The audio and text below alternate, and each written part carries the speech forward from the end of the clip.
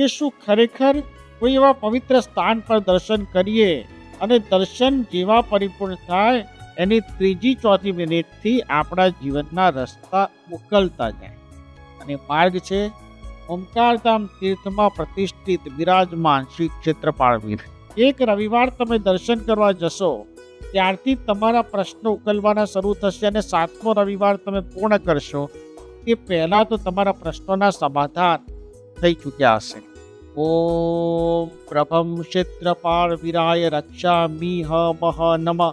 ઓમ મનવાહ મનવાહ વિંદાવિહ મનોત્યાની નમઃ. ઓમ પ્રભમ પ્રભમ વિંદાવહ મનોત્યાની નમઃ. ઓમ કુર્ભંગઃ વિંદસ્યઃ વાવવ્યા નમઃ.